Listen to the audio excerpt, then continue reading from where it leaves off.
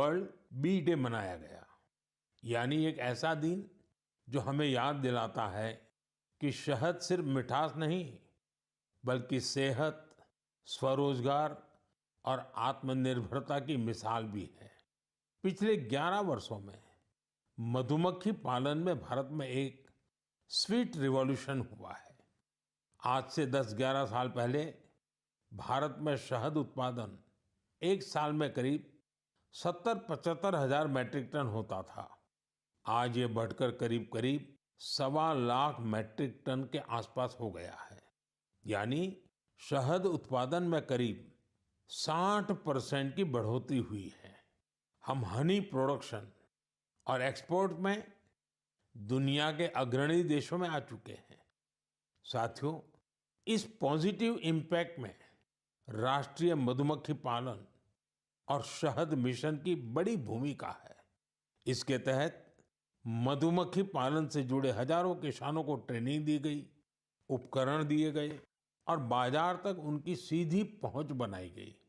साथियों, ये बदलाव सिर्फ आंकड़ों में नहीं दिखता, ये गांव की जमीन पर भी साफ नजर आता है।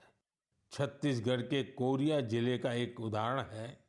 यहाँ आदिवासी किसानों ने सोन हनी नाम से एक शुद्ध जैविक शहद ब्रांड बनाया है।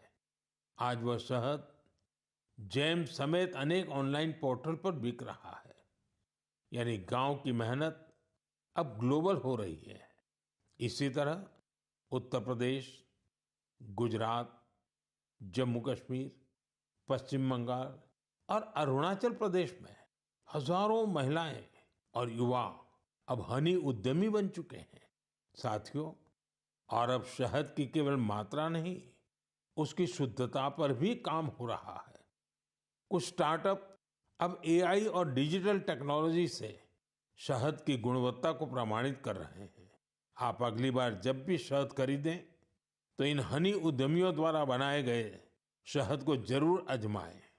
कोशिश करें कि किसी लोकल किसान से, किसी महिला उद्यमी से भी शहद खरीदें, क्योंकि उस हर बूंद में स्वाद ही नहीं, भारत की मेहनत और उम्मीदें घुली होती हैं। शहद की ये मिठास आत्मनिर्भर भारत का स्वाद है। साथियों, जब हम शहद से जुड़े देशों के प्रयासों की बात कर रहे हैं, तो मैं आपको एक और पहल के बारे में बताना चाहता हूँ। ये हमें याद दिलाती है कि हनी बीज की सुरक्षा सिर्फ पर्यावरण की नहीं, हमारी खेती और फ्यूचर जनरेशन की भी जिम्मेदारी है। ये उदाहरण है पुणे शहर का, जहाँ एक हाउसिंग सोसाइटी में मधुमक्खियों का एक छत्ता हटाया गया। शायद सुरक्षा के कारण या डर की वजह से, लेकिन इस घटना ने किसी को कुछ सोचने पर मजबूर कर दिया। अमित नाम के एक युवा ने तय किया कि बीज को हटाना नहीं, उन्हें बचाना चाहिए। उन्होंने खुद सीखा, मधुमक्खियों पर सर्च की और दूसरों को भी जोड़ना शुरू किया। धीरे धीरे उन्होंने एक टीम बनाई जिसे उन्होंने नाम दिया बी फ्रेंड्स, यानी बी मित्र। अब ये बी फ्रेंड्स मधुमक्खियों के छत्तों को एक जगह से दूसरी जगह सुरक्षित तरीके से ट्रांसफर करते हैं, ताकि लोगों को खतरा न हो और हनी बीज भी जिंदा रहे। अमित जी के इस प्रयास का असर भी बड़ा शानदार हुआ है। हनी बीज की कॉलोनी बच रही है, हनी प्रोडक्शन बढ़ रहा है और सबसे जरूरी है, लोगों में अवेयरनेस भी बढ़ रही है। ये